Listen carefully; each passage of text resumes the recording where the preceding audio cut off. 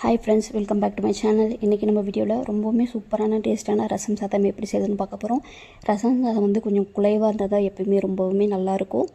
இந்த கேஸ் தட்டுப்பாடு இந்த நிலைமையில் ஒன் பாட்டாக செஞ்சுக்கோங்க, ரொம்பவுமே சூப்பராக இருக்கும். வாங்க எப்படின்னு பார்க்கலாம். ஒரு ஜாரில் 8 பல்லு பூண்டு, 1 டேபிள் ஸ்பூன் சீரகம், 1 டேபிள் ஸ்பூன் மிளகு சேர்த்துக்கோங்க. நம்ம இது அரைச்சிட்டு அப்புறம் தான் செய்ய போகிறோம்.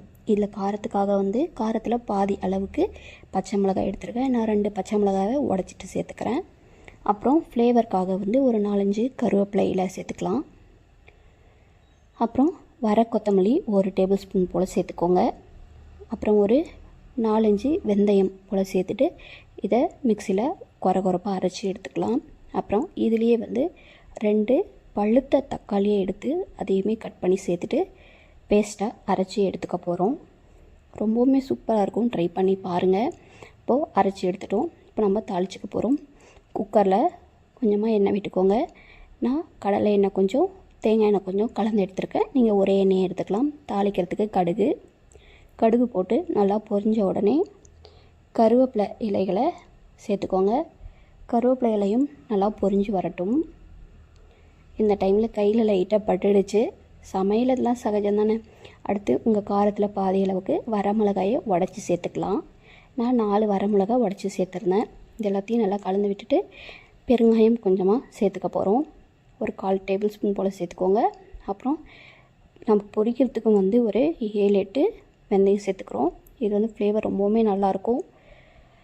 எல்லாமே நல்லா வதங்கி வந்தாச்சு. இப்போது அரைச்சி வச்ச பேஸ்ட் எடுத்து ஊற்றிட்டு நல்லா கலந்து விட்டுருங்க. இது வந்து நம்ம பச்சையாக அரைச்சிருக்கோம் இல்லையா, அதனால் நல்லாவே எண்ணெய் பிரிஞ்சு வரட்டும். அது வரையும் வெயிட் பண்ணிக்கலாம்.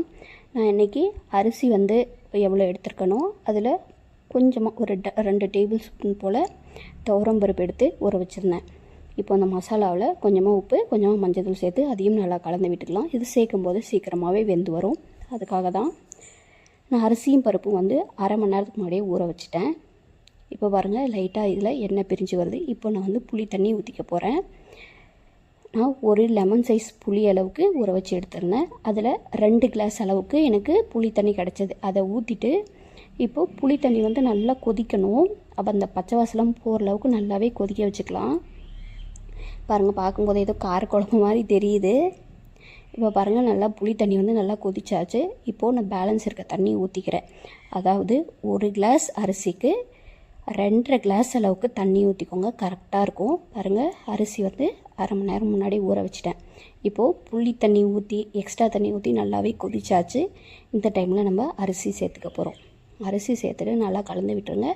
உடனே மூடி போட்டு மூடக்கூடாது. இந்த மாதிரி நல்லா கொதிச்சு வருது. இப்போது கொஞ்சமாக கொத்தமல்லி இலைகள் தூவிட்டு டேஸ்ட் பார்த்துட்டு நீங்கள் விசில் போட்டு மூடி வச்சுக்கோங்க. நான் இன்றைக்கி 3 விசில் விட்டு எடுத்திருந்தேன். ரொம்பவுமே சூப்பராக பர்ஃபெக்டாக வெந்து வந்திருந்தது.